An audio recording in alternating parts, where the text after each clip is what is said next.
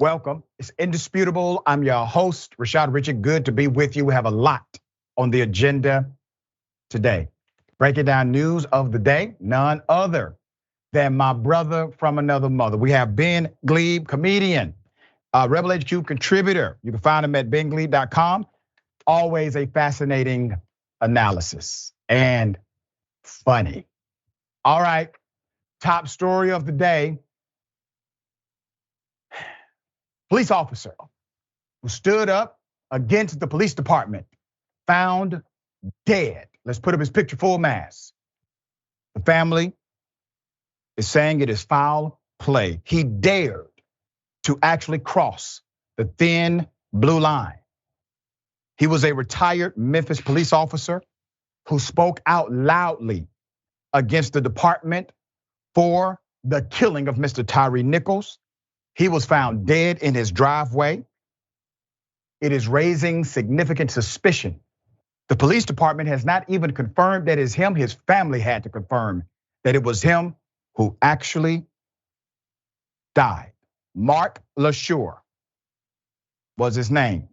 Let me remind you of the brutal assault against Mr. Nichols, and I will give you the background to this story. Here it is.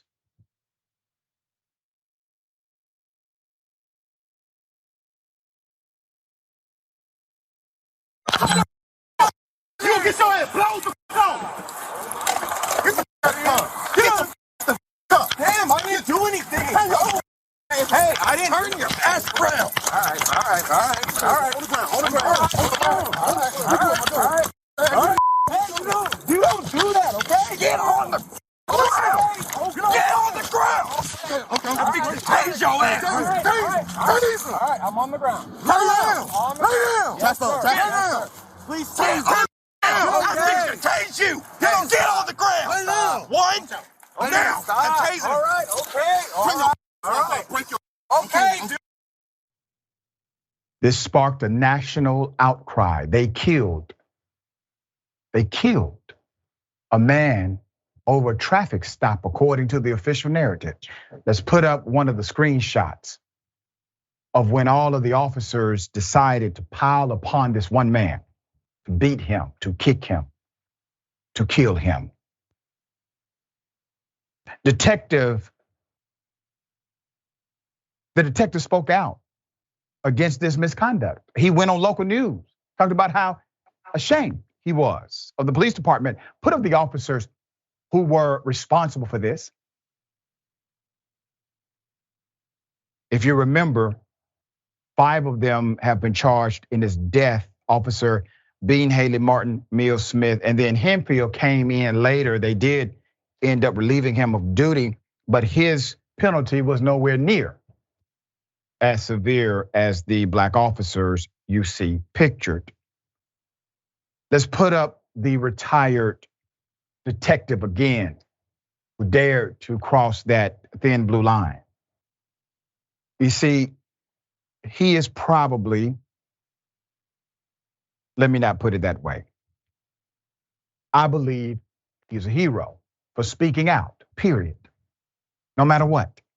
According to WREG, officers responded to a man down call on the 4200 block of Falcon Drive at 8 a.m. on Sunday, July 9th. He was reportedly pronounced dead at the scene, and officers still have not positively identified the man, but family members say it was the retired Memphis police homicide detective, Mark LaSure.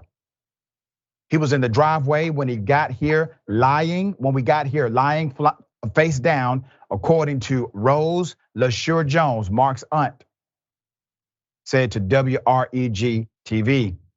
Whatever it was, he didn't deserve this. He really didn't. He was a good guy, one of the good guys, really. LaSure has raised questions and some suspect foul play. Let me give you a background on this detective. LaSure joined the Memphis Police Department in 1992 after he spent 10 years as a military police officer in the US Army. He retired from the department in 2021 and went back to school to get his Bachelor of Arts degree in criminal justice policy in spring of 2023, according to the school's commencement program. While in school, he pledged Omega Psi Phi fraternity in the fall of 2022, as shown on his graduation, stolen in an image on his Facebook page. In January 2023, he spoke out against the Memphis police officers who were part of the Scorpion unit that killed Tyre Nichols in a brutal police beating during the traffic stop. He said, and I quote, "Human beings, man, that's what happened." He told the New York Times, "They let their emotions get the best of them. And there was no veteran officer to stop them. Usually when vets are there, things go differently because we have that experience to say, I understand you're mad, but you gotta stop. You can't do this, it isn't right," end quote. He'd also said something similar as reported by NBC News when speaking on how a large number of relatively inexperienced officers were being placed within specialized units because several officers had begun to leave the police force in recent years. Quote, "Rookies were getting put on specialized units they had no business being," he said. LeSure also shared that he'd still had communication with officers within the force after he retired, and they expressed to him that the Scorpion unit officers do what they can do to arrest people. The 57-year-old was remembered by his fraternity brothers. He will be missed. A lot of brothers loved him as he walked in, said Omega Psi Phi fraternity brother. LeSure also mentored children and was a golf coach and father. In addition, he worked in the Memphis public schools as a resource police officer. We lost a great brother. Even though he wasn't with the fraternity that long, he actually, as soon as he came in, started working and doing what he was supposed to do, said Avant to Action News 5. His body was discovered days after the city filed a motion to dismiss the $550 million civil lawsuit in the Nichols death, which was filed in April by his family and civil rights attorney, Ben Crump. The Memphis Police Department said his killing, is still under investigation. I cannot tell you how many times police officers, even some in command, have contacted us at Indisputable to give us information, insight, video evidence, transcripts, emails, text messages. You've seen the segments. Why do they contact us?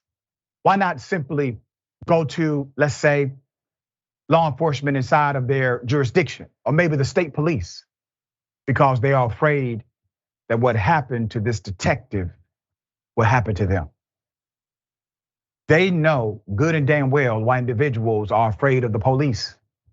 So when you hear someone say, well, I don't know why they ran from the police. The police, they were simply there because they wanted to make things right, to seek justice, to investigate. They run from the police because the police run from the police too. They know exactly who they're dealing with. They know exactly what organization they are a part of. All right, Ben, thoughts here. I don't understand how this is possible. It says to protect and serve on the side of the police vehicles. You'd think that's what they would be there to do. And this is so, we don't know the details. We don't know exactly what happened yet, but it does not look good. Generally, people don't end up dead face down in their driveway. And it sounds execution style to me. We don't know the details again, but he didn't even say anything so crazy. Didn't give anyone's names. He just gave mild commentary, mild rebuke about a police department that clearly is corrupt, disgusting, and shambles, needs to be redone from the ground up. And that's a death sentence? I mean, how archaic and backwards can police departments be that this is an egregious betrayal to go on television and say, nah, this is not good, and they're putting people too young on these special task forces. Whoa, kill the guy. I mean, we really have to look ourselves as a society in the eye and just stop accepting this kind of behavior, this kind of disgusting, illegal, egregious behavior from anyone, let alone from the police. This man was a great man by all accounts. Yep. He was a school resource officer because he wanted to be. That's right.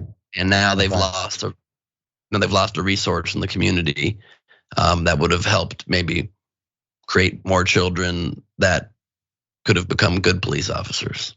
So very well said. And I will put this out for the record. While information is developing, I can tell you that the Memphis police, they have not responded as if this is one of their own. They have not responded as if this is one of their own. We had to get information from the family as to what actually happened and who it was that it happened to.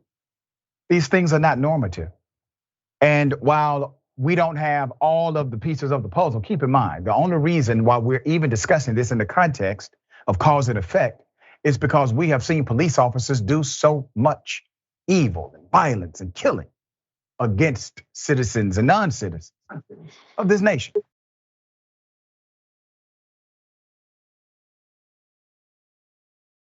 All right, hell of a story, all right? We have a woman who was inside of a Lyft car getting a ride. She gets shot in the head.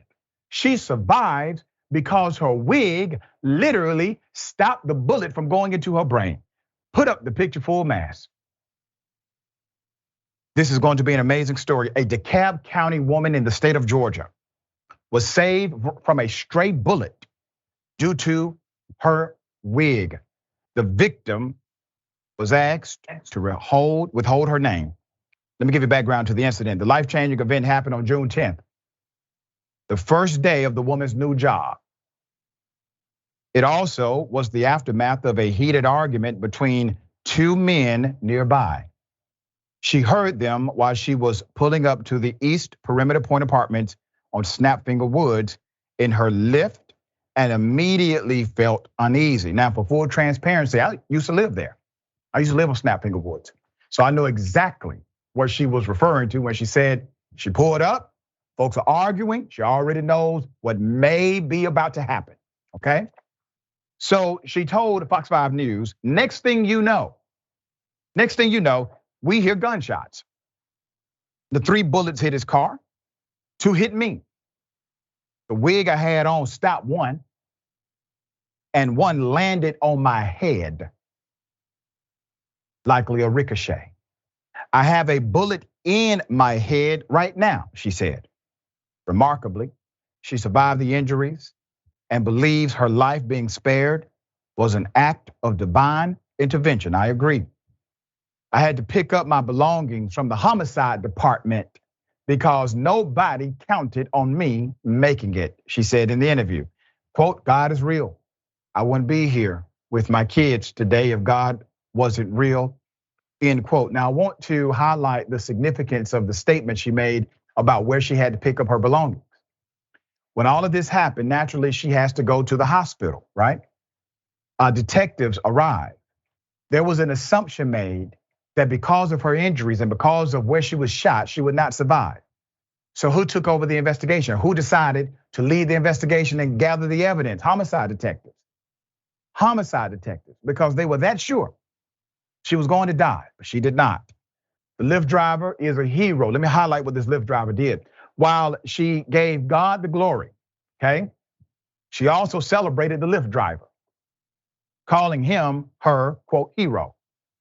Amid the shooting, he made sure to give her aid while the shots were happening.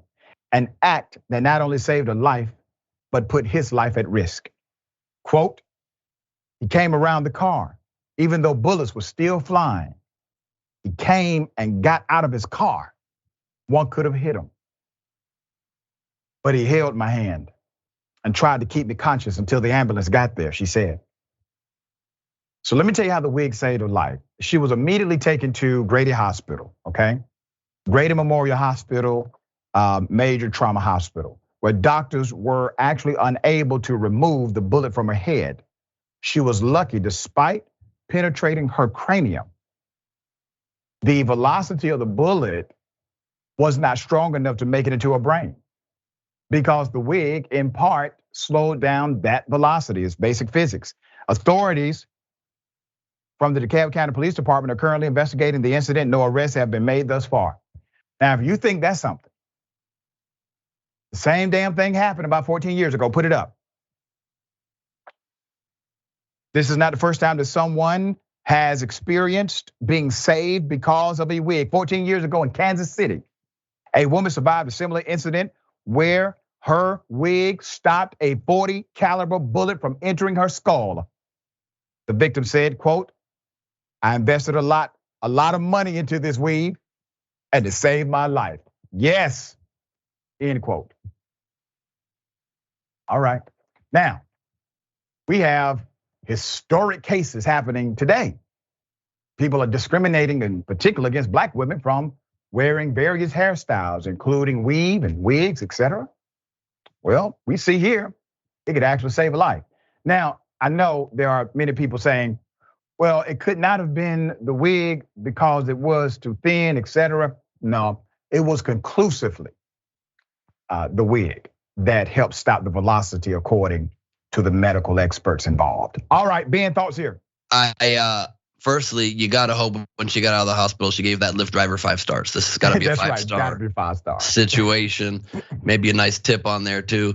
I think the real moral of the story here is this is why you don't skimp on your wigs. Right. She clearly went thick. She clearly went top notch. She went with the top tier stuff. She went top tier stuff. She's not going, the point of the wig is to thicken the hair. You want to thicken it right. You want to go with the expensive stuff. And like you said, it's not the first time. I watched the news story from the one 14 years ago. And I would like to shame the news organization from using the headline on that story, "Unbelievable." They really did put that up there. They did. I used the old man. It said "unbelievable," and so they could have probably thought a little harder on that one. But you gotta thank, I think, not just the Lord, but also the wig makers that are really doing God's work and really making a quality product. I wish you would tell us what company she got the wig from, because that company needs some shine as well. Yeah, man, big time.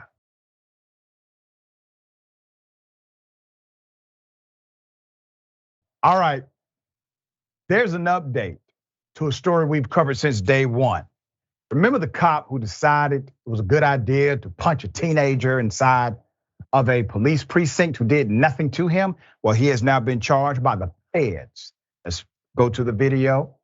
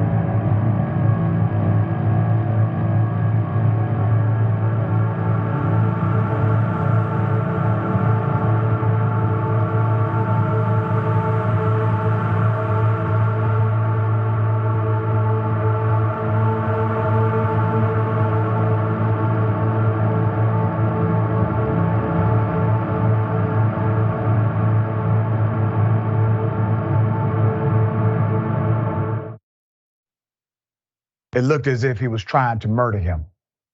The officers involved did end up reporting the actions of their colleague, but their colleague should have been the one thrown into that damn jail cell and not that teenager. Let's put up his picture full mask. Officer Matthew Rodriguez has now been charged with a federal civil rights crime after the release of a video that shows him punching a 19-year-old. His name is Jaquan Smith. He punched him in the face, decided to pull his hair, slammed him to the ground, slammed his face into the ground during a simple booking process. The charges come after the colleagues did in fact report his misconduct. Quote, "The victim was not in an aggressive stance and his hands were by his side. with his thumbs in his pants, FBI agent Brent Nita said in a court filing. The attack was witnessed by 2 officers who intervened during the attack and immediately reported it to supervisors, who then informed Police Commissioner William Dyer. An internal investigation was launched on the same day of the assault. Rodriguez was arrested and charged with 2 misdemeanors, willful neglect of duty and assault. The 48-year-old was released on a $5,000 bond. He was initially placed on leave, but then fired on June 23rd after a hearing with the commissioner. And I will say this, he was charged with light charges. Okay, should have been charged with violation of both. Felonies should accompany people like him that do things like that.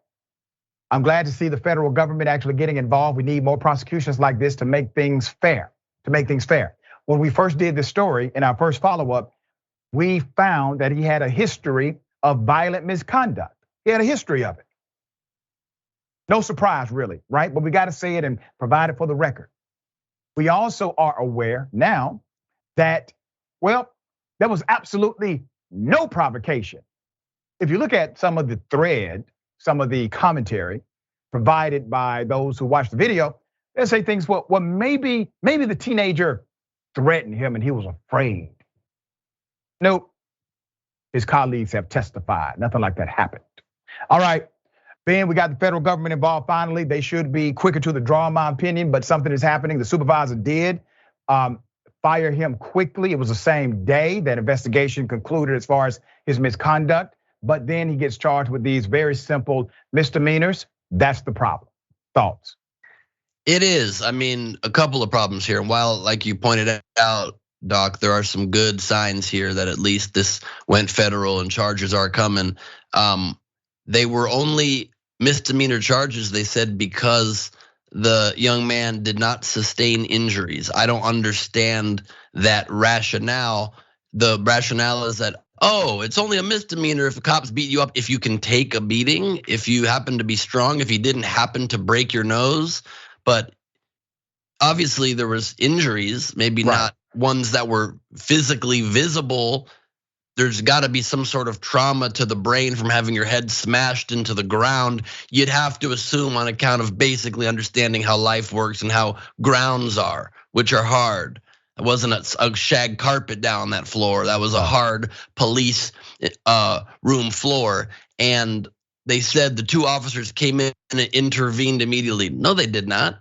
They held the young man down while the officer continued to smash his head into the ground and punch him in the face once he was already restrained.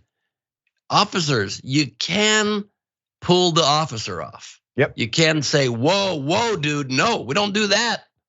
And so I think there should be, I mean, it's good they reported it immediately. They didn't add to the problem, but they did not stop it either. And that should be at the very least noted.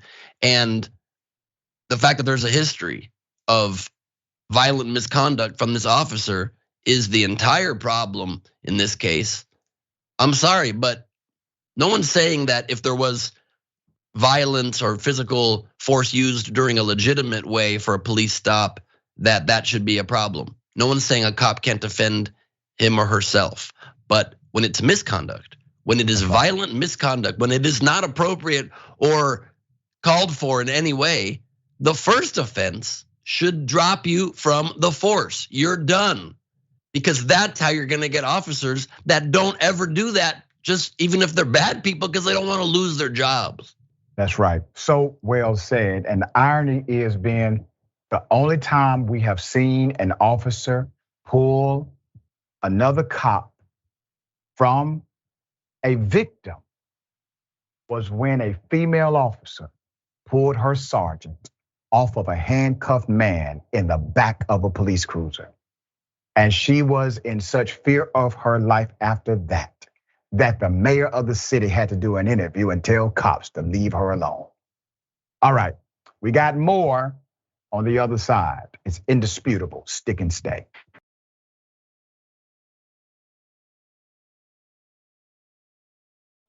All right, welcome back. We still have a lot on the agenda. Before we get into the comments, Ben, tell people about what you got coming up, dear brother. Always a fascinating journey with you.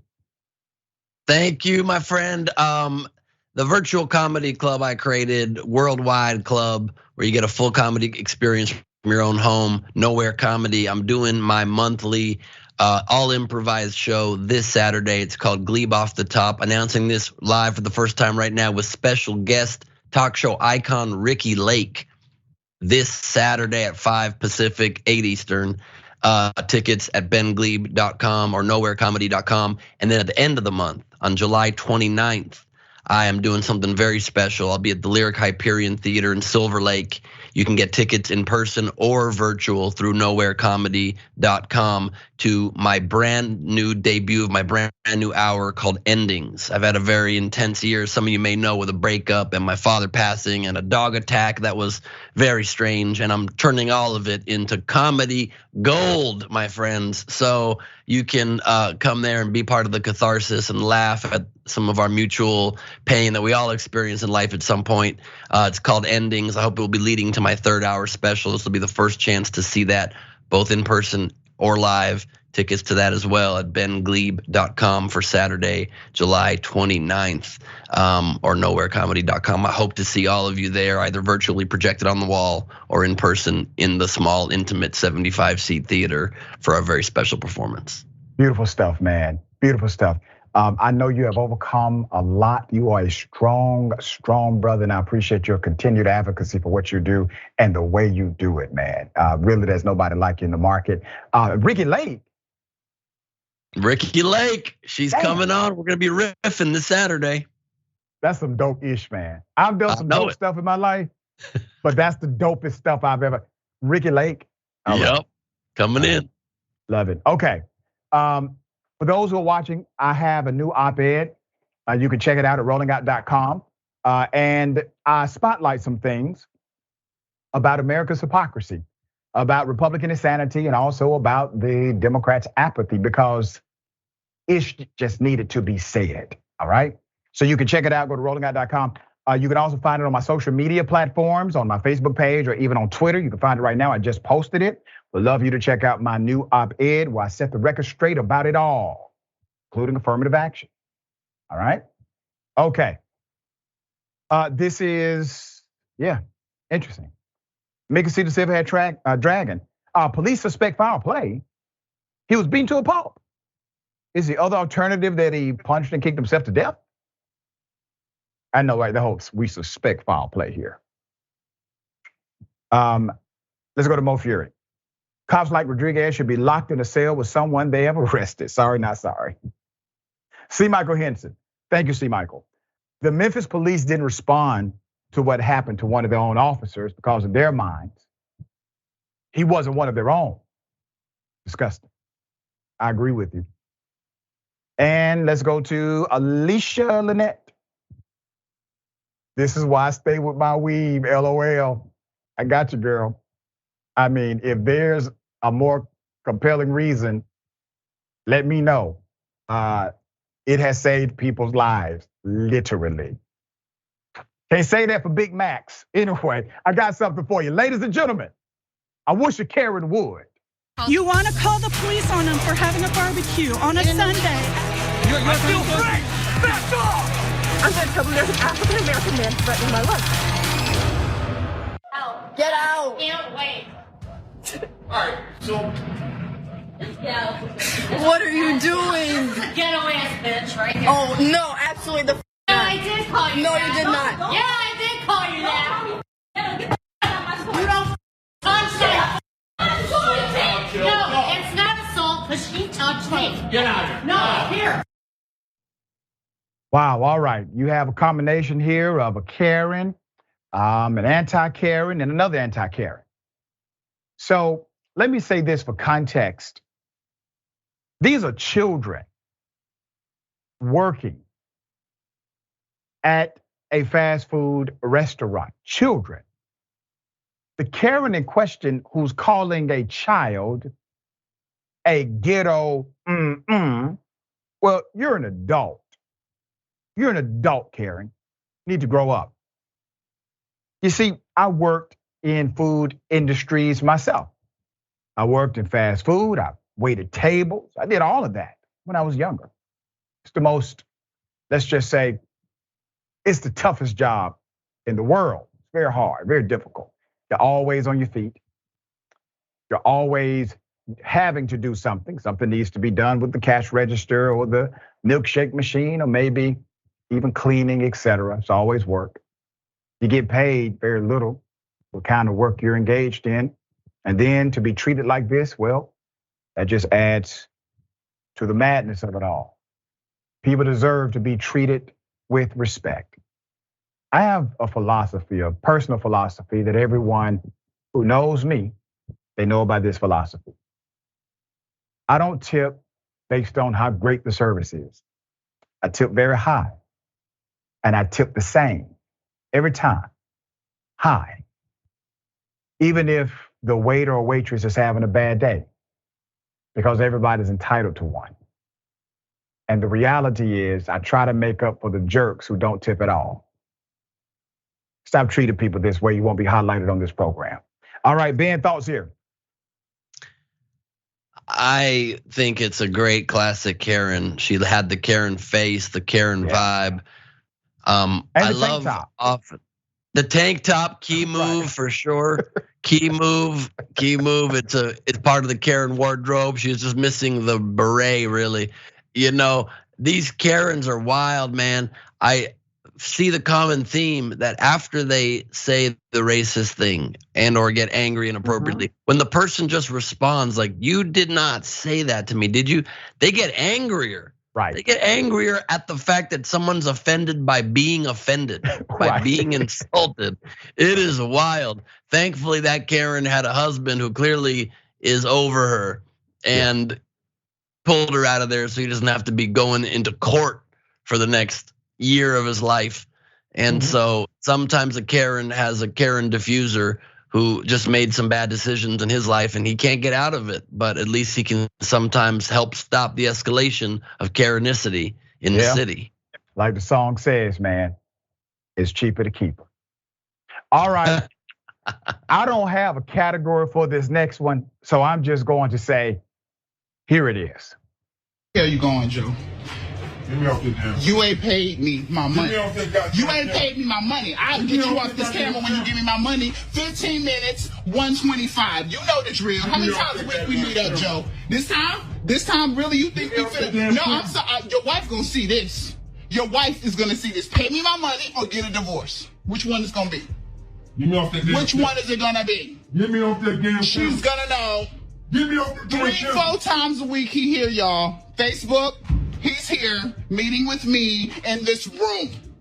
Yeah. Get me off that damn camera. No, I'm not getting you off for nothing. Everybody gonna know about you. Run me my money. I ain't got time for this. You know my money is valuable. I'm sorry. You know my time is my money. And how am I explaining my time with you? I gave you $200 last time. And you got $200 worth of pleasure the last time too. Let me pay you when I get home. No. You ain't gave me nothing extra. You got extras. I'm sorry. No, absolutely not. I can't. This ain't happening. You're not leaving, Joe. Get me off that damn camera. No. When you give me my money, I'll get you off the camera. You're getting a divorce. What you're gonna get is a divorce. Get me off that Everybody on Facebook is gonna see this. Yes, his name is Joe. She'll know who you are. Everybody might not know, but she will know. She will know. You know, when you give me my money, that's all you gotta do. Just give me my money. Get me off the damn camera. Give me my money. That's all you have to do. I'm sorry. 15 minutes for 15 minutes. 125. You know the rates. I'll pay your ass to be free tonight. What? You have lost your damn mind. You ain't never paid me for nothing free. Whatever you paid me, you got your money's worth every time. You've been satisfied. Do you hear me? You're not leaving this room. You're not leaving this room until I get my money. I'm sorry. No, you white. No, Joe, you're not leaving. Not Joe. No, Joe about to catch charge, y'all. No, you're not leaving. I will run down here. I'm sorry. No, no. What? Yes, Joe, right here has not paid me my money. I'm sorry. You about to get a divorce, Joe. I'm posting this. You think I'm playing with you? You think I'm playing with you? Reverend, I'm highly disappointed, sir. You of all people should know the importance of paying tithes and offerings. Okay, Let's put up the picture full mask. He actually did a good job hiding himself. Now, we didn't like blur the picture. The picture was already blurred. Pastor Joe said some things that I just, I want to highlight. One, he said it should be free because I guess he left a tip maybe for the last encounter. He said, I gave you $200 last time. And that was rebutted by the fact that he received $200 worth of pleasure. And then the rates, 15 minutes. Now, I'm just saying what she said the rates are. 15 minutes equals $125. So, Reverend, that's a whole lot of collection money, dear brother, that you have been paying. And the church may need to check the finances, sir. Why didn't you just pay the woman? I'm not moralizing against you, man. You do what you do. I hope your wife is at least aware of your shenanigans. That's only fair. But damn, you said it should be free? Come on, man. You can probably run that pip church game on other folk, but she was the wrong one. All right, Ben, thoughts here. This is a great video. I mean, putting him on blast and the guy sticking by, not paying even at the end. Oh, man. Right. He pulls out one pocket and says, I don't have any money. A lot of pants, FYI, have two pockets. That's so you true. gotta pull out, it's just facts. I speak the truth. You gotta pull out two pockets to prove you don't have the money on you at the moment. But then he doesn't even stick by saying, I'll pay you later. Even at the very end, he's like, come on, this one should be free.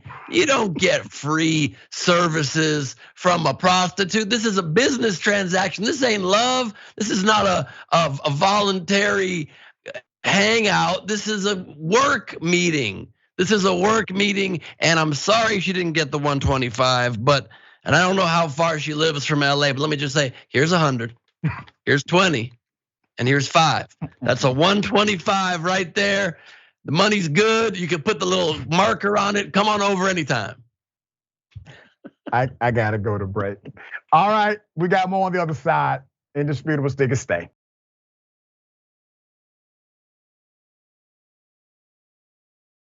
All right, welcome back. We have a lot of show left. Let's go to some of the amazing comments. Before I do that, I want to make sure people are reminded of, Ben Gleib's upcoming major stuff. All right, Ben, if you would remind everybody again what you got coming up. Thank you, Doc. On July 29th, end of this month, Saturday night, live streaming worldwide and in person in Silver Lake, California. My new hours debuting for the first time as I evolve the material. It's called Endings.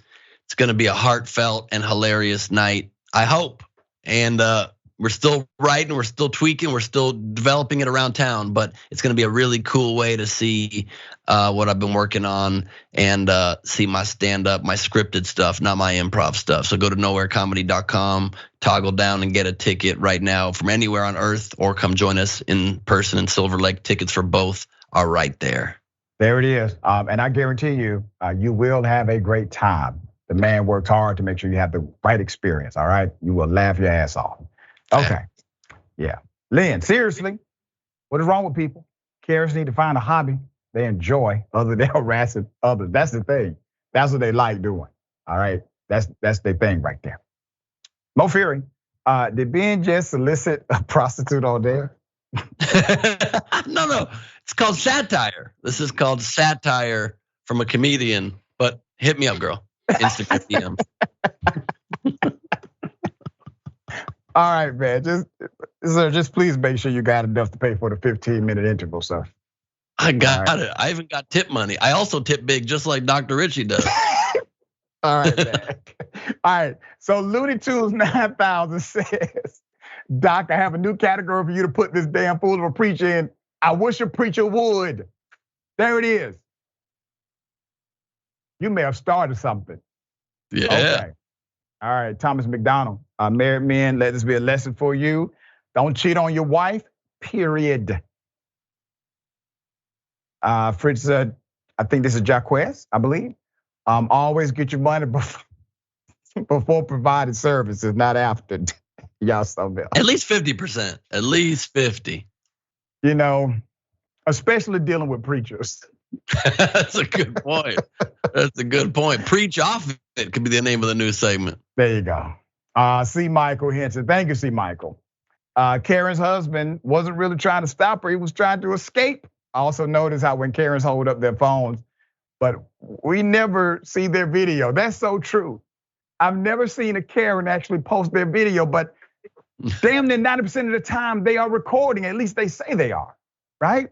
That's a good damn point you just made. Okay. I got another name for your other segment. Preaches for Peaches. That's the segment title. That would actually fly in Georgia, by the way. That would be a great Georgia segment for sure.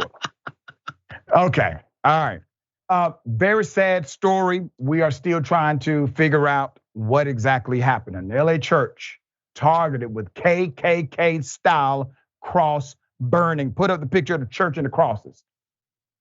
Okay, supposedly a symbol of religious expression, protected, righteous, right? This is what it looked like. This is another cross burning that we were able to retrieve.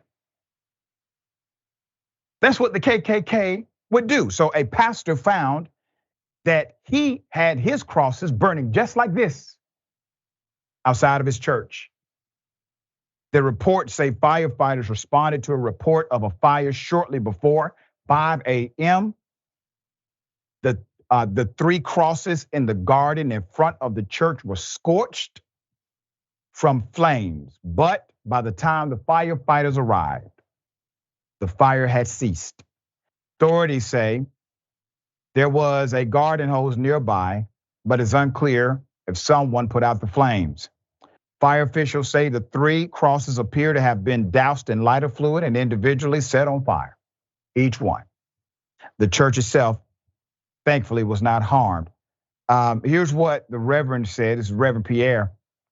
In his 30 years of leading the Christian Fellowship Church, Selmer Christian Fellowship Church, Reverend Pierre said he never saw a threat like what he saw on July 6th. I remember you just had the celebration of independence, right? July 4th.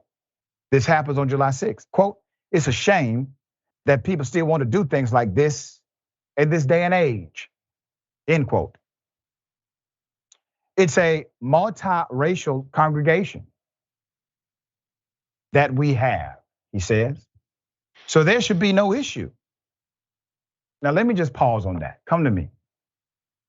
The pastor says we have a multiracial congregation and there should be no issue. Put up the pastor again. And I want to talk to my brother directly. Dear brother, that's the reason you were targeted.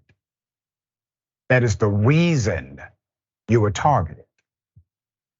It is because your ministry is breaking down the walls of division within the context of race dynamics and background. You are doing the work that truly aggravates the adverse actors against you. We have no issue, he says. And I think it's just someone that in a bad moment, in a time, made a bad decision. I hope that's what it is. We have a diverse community, he said.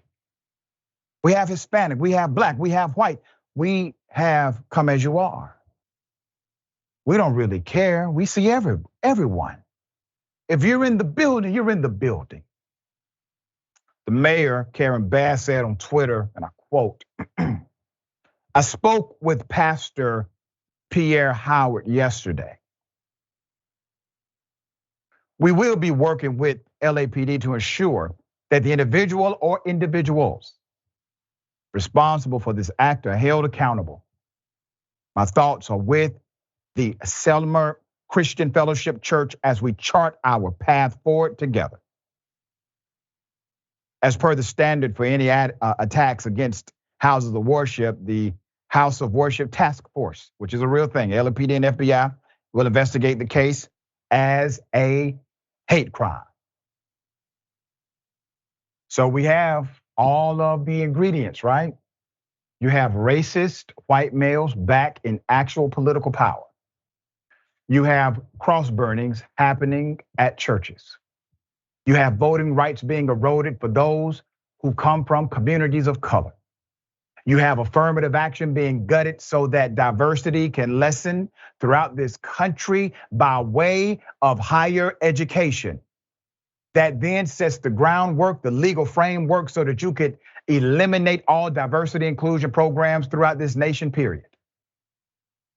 They are doing what they wanted to do in the 60s. They are now doing it by statute in 2023. Ben, thoughts here?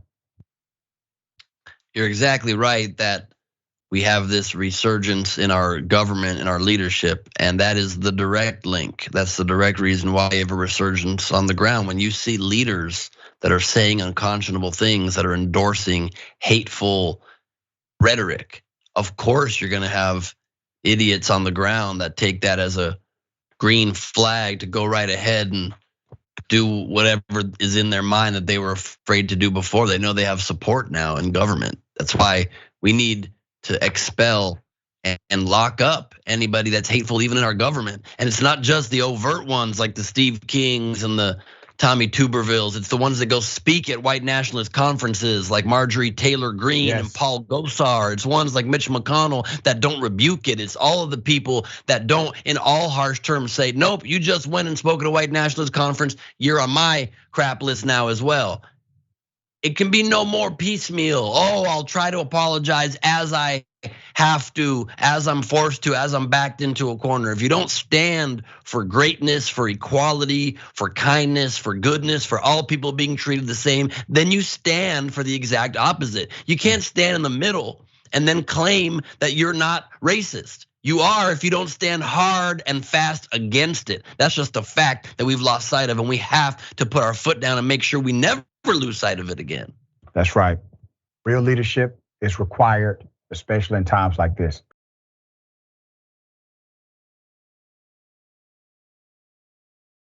Okay, a 6-year-old black girl, a child, escapes a would-be kidnapper. Let's put it up full mass, put the picture up full mass. Now, I know we say to children, don't bite anyone. But in this case, obviously an exception needed to be made. In Miami, a 6-year-old girl saved herself from an alleged would-be kidnapper. The girl says that Leonardo Venegas tried to abduct her as she was playing outside of her apartment, and she bit him hard, which was enough to stop this would-be kidnapper. The girl told reporters, quote, he picked me up and then he slapped me. Then he threw me on the floor and started running. The kids noticed the white SUV parked near the victim's apartment. Most of them went inside, but the child sat on the rear stairway. Police reviewed security footage and identified the white SUV allegedly driven by the would-be kidnapper. 2 days later, the arrest report says investigators had tracked the vehicle to an address where the would-be kidnapper was taken into custody. Let's put up a picture of the apartment complex. So he has now been charged with 1 count each of kidnapping and child abuse with no great bodily harm. Miami-Dade corrections and rehabilitation records show that this individual is being held in detention without bond because he's dangerous. He also appears to have an outstanding warrant for an expired driver's license and a warrant for an apparent immigration violation. The child told reporters that she learned her self-defense techniques from her mother. All right, let's put her up. There's mom. Her mother taught her, who told WPLG that she taught her daughter to fight back. You have to teach your kids not to speak to strangers and protect themselves even when you're not around. The girl's mom is Tisha McGill, and she taught her daughter very well. This is a tragedy averted, but still a tragedy. while she is safe at her home. Believe me, when this happens to a young person, it creates a trauma that they do not have the maturity to yet quite understand. This has changed her entire overview of how she will perceive the world around her, how she will respond to adults in the future. And that trauma, if unaddressed, it shows up in various ways in the future. I'm very thankful that she knew at least to engage in defensive tactics, and they were successful. Make sure all children are always watched at all times. Ben, thoughts? That's exactly right. This is a very difficult thing for the young girl to have gone through, but the trauma will not be as bad, luckily, as it would have been if he had actually abducted her. She at least realizes now the world can be scary, but that you can also defeat that evil by standing up for yourself hard and aggressively and making sure that you don't let the evildoers out there do evil on you. Yeah, that's right. So sad that so many young people, especially Black children, have to be in adult situations very early, before they're even 11 years old, 10 years old. All right, we got more on the other side. It's indisputable. Stick and stay.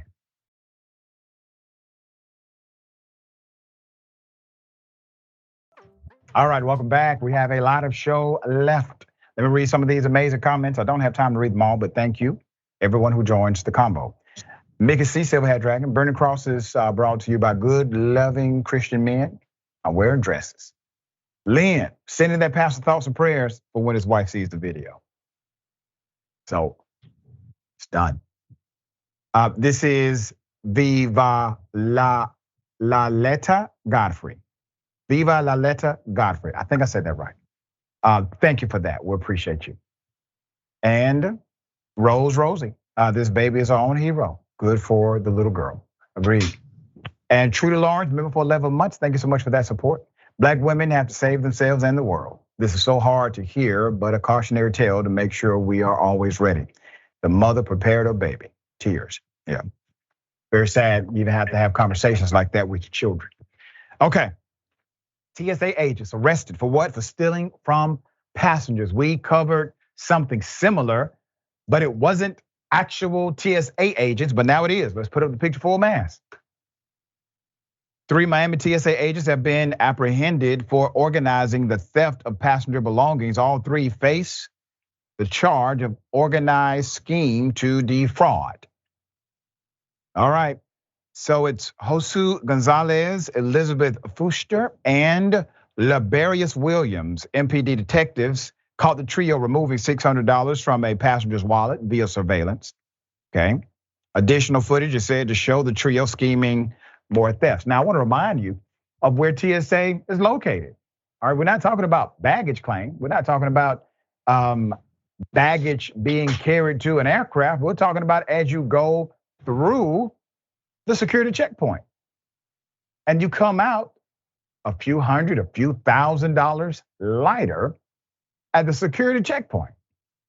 And what kind of supervision or lack thereof was present to where this actually did happen for a period of time? According to the news station, CBS Miami, the 3 suspects would deliberately distract the passenger's attention while another one or 2 of them would rifle through the unsuspecting victim's property for valuables and cash.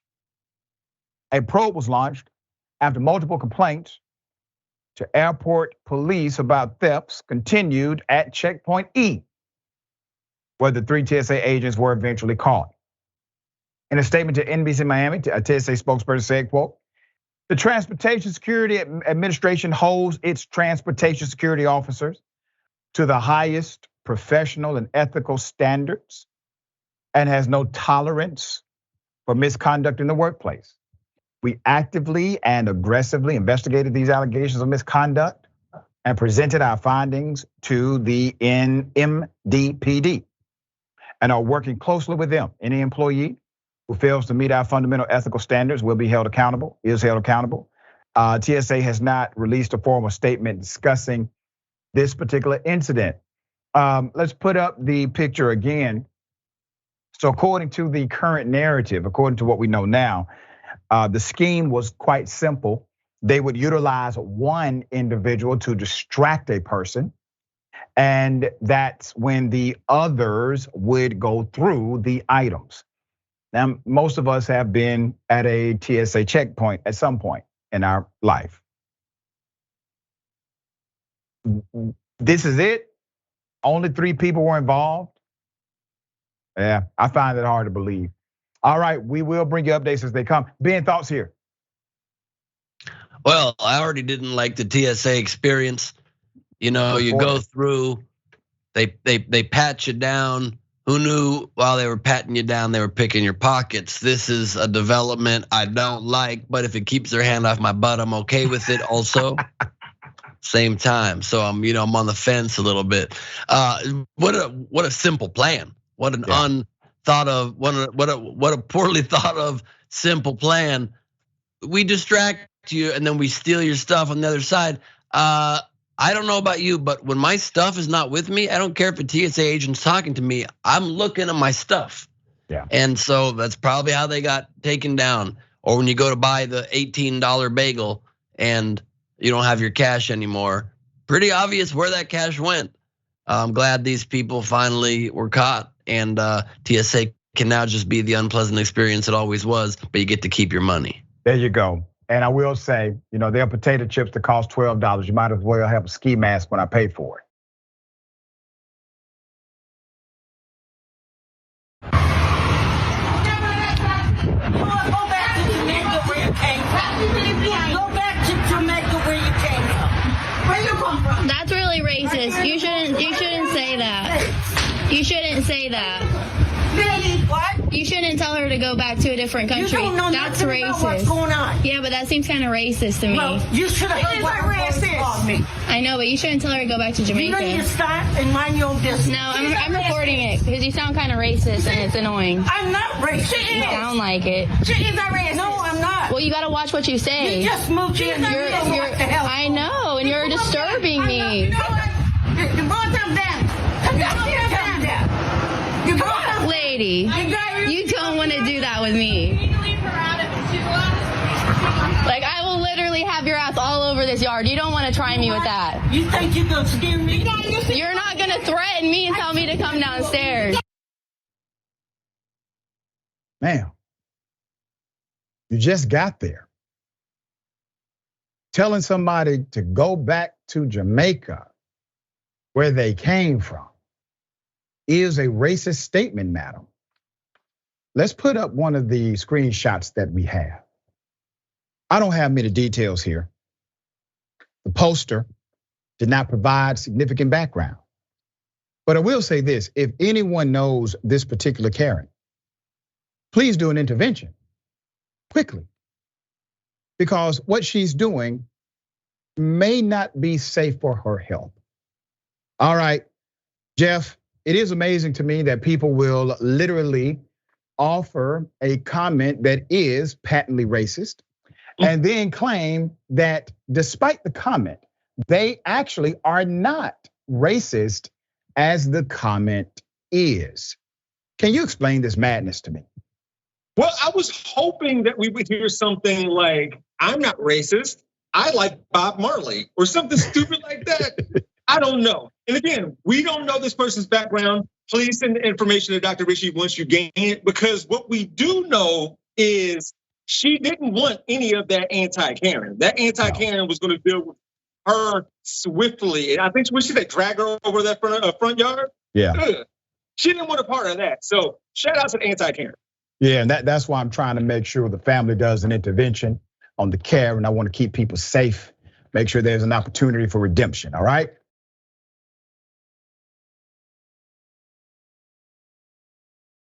A 12-year-old, this is a complex story. A 12-year-old brought a knife to school. There's a story behind it. Why did the 12-year-old do it? Well, there was racist bullying happening against the 12-year-old, and it was not dealt with. There was no response from the school, no protection. Let's put up the school full mask. So this 12-year-old biracial child is facing a felony charge after he brought a butterfly knife to school after being bullied and repeatedly called the N-word. This was at Ottawa Middle School located in Kansas. The grade schooler, who is Black and Native American, reportedly also was told to, and I quote, go back to picking cotton, end quote. Let me give you background. According to the attorney, Vincent Rivera, the bully allegedly told the boy to stop coming to school or I am going to hurt you prior to hitting the child and knocking him down. The abuse started when the family moved to Ottawa in 2019, and the child then refused to get out of bed to go to school because he was afraid to go to school. In December, the bully knocked the child down and told him, quote, if you keep coming to school, it's going to get worse, all right? So do you think the child is evil doing what he's doing against the biracial student? Well, he's mimicking behavior, right? It's called mimicry. There's more. The child's youngest or younger brother was also bullied at his elementary school and on the bus. And his mother said it got worse when he began attending Ottawa Middle School. She said she complained almost daily to the school, daily, every day. But the bullying simply worsened. Her younger son was called dirty N-word as the bullies pulled his hair, prompting his mother to shave his head so that he no longer had to endure having his hair pulled. Sad state of affairs. Security footage of the bullying identified the students who bullied the middle schooler, but to his knowledge, no one was ever punished. No one. And he said that he felt like the school prioritized the white students. Instead, her child was given a pass to leave the classroom to decompress from the abuse. The incident was reported to the school board. She reportedly never received a response. He was told, quote, no one likes black kids here at our school. The older brother also was hit with a piece of wood near the school and the police were called. However, no one was ever held accountable. No one was arrested.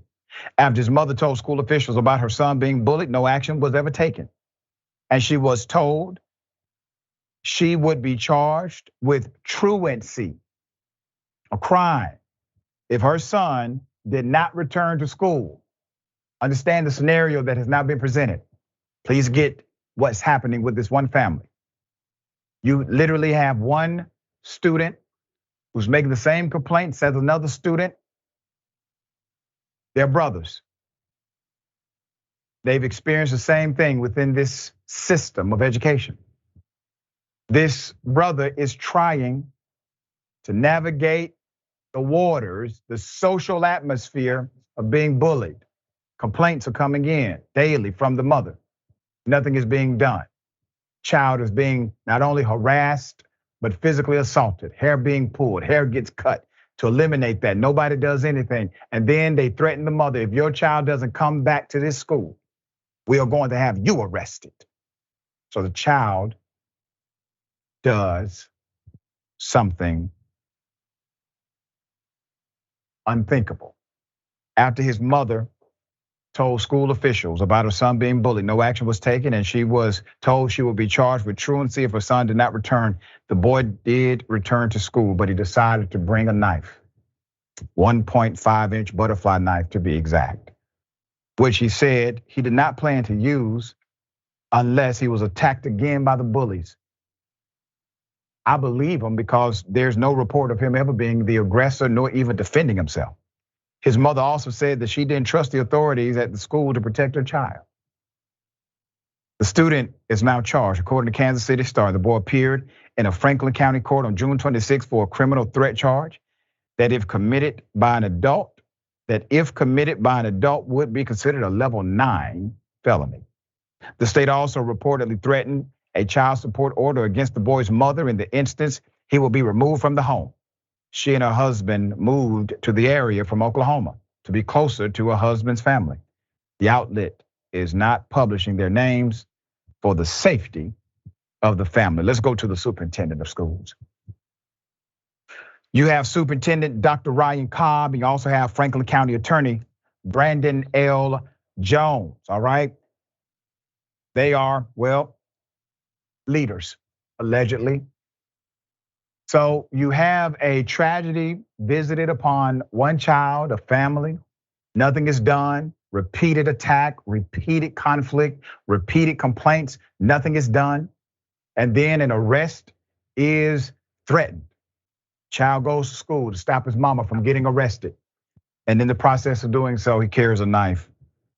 Violence is never the answer. We stand by that. It's not the answer. But you got to take into context some of these things that happen. We call this contributory negligence of the institution. The school itself is at least partly, if not majority of the blame here for what transpired. Ben, thoughts? Yeah, it is complicated because you can't be encouraging kids to take knives to school. But as somebody who was bullied myself and beaten up a couple times in elementary school, I understand that instinct. I remember seeing a pocket knife in my parents' house and thinking I'd like to bring that to school. I can't remember if I did or not. I don't think I did, but I might have put it in my bag. I can't really remember back in the day. Probably not, in case they want to come after me this late. Right. But you can't blame a kid who's getting beaten up, the scariest thing you can possibly obviously go through, from bringing that knife. Story also said that he was playing with it at his desk. You think, well, you definitely shouldn't be brandishing it, but then you understand that too, because he's trying to show the bullies, I got a knife, trying to let word spread, don't mess with me anymore.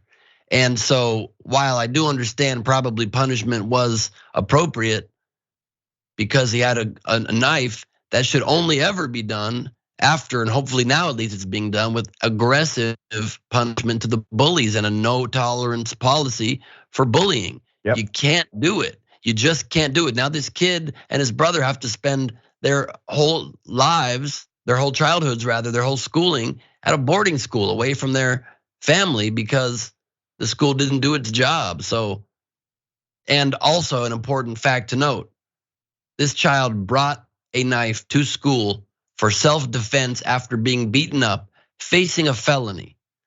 A cop that beat up a defenseless man, beat him up, did the action, misdemeanor.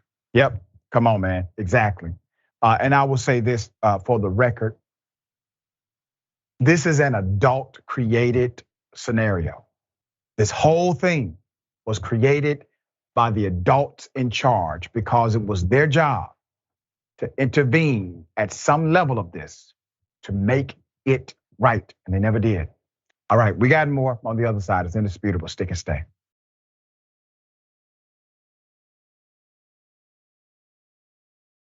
All right, welcome back. We have a lot of show left. Well, just a little. Let me read a couple of comments, okay? I appreciate everybody for always joining the conversation, keeping things, well, very lively. Another Radical Dragon says, the family needs to sue the school to pay for private school, psychological injury, and therapy. Yes, Mega C the Silverhead Dragon. The kid with the knife in school should have been able to plead he was standing his ground, self-defense. Right, especially those that say, well, bearing arms is a natural right. So that means you have it when you're born. Yeah, none of that applied here. All right, we do hope that the family is able to reconcile and remedy beyond this, okay? Bishop McConnell has said, whoa, Senator, now damn it, now that's just too damn racist, okay? Gotta, keep it in the center here. Let's just go to the comments. Let's go to the comments. Here it is. Speaking of the military, I do want to give you a chance to clarify some comments you made recently on white nationalists serving in the military. For those who are watching, if they haven't heard your remarks, this is what you said. Do you believe they should allow white nationalists in the military? Well, they call them that. I call them Americans. Do you want to explain those comments, Senator? Yeah, first of all, I'm totally against any type of racism, okay? I was a football coach for 40 years, and I dealt and had opportunity to be around more minorities than anybody up here on this hill. But when our military has been attacked, was being attacked after 9/11, after January the 6th, and that was my first day on the Senate floor, I thought it was outrageous of what senators from the Democratic side, Chuck Schumer said on the floor that night, calling out people, calling people racist, calling people nationalists, white nationalists. White nationalists is just another word that they want to use other than racism. I'm totally against anything to do with racism. But the thing about being a white nationalist is just a cover word for the Democrats now, where they can use it to try to make people mad across the country, identity politics. I'm totally against that. But I'm for the American people. I'm for military. I'm for Christian conservatives, Democrats, whoever wants to be in the military to fight for this country, to protect this country. That's what it's all about.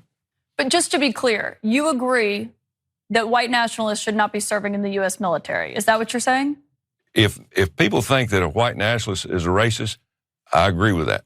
I agree they should. A white nationalist is someone who believes that the white race is superior to other races. Well, that's some people's opinion.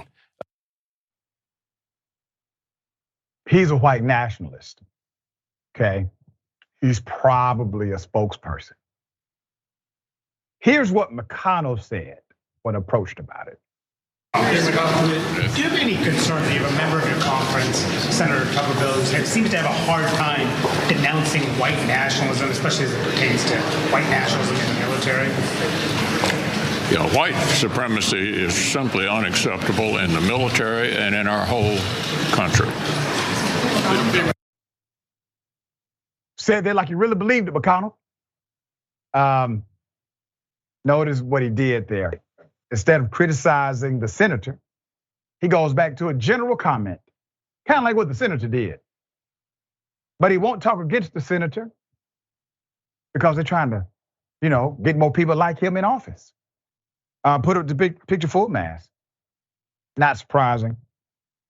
While this development is part of the norm now with Republicans, old racist white males. Look at this picture. That's McConnell before he became a vampire and The Walking Dead. All right. So Ben, there's this romanticizing of racism again.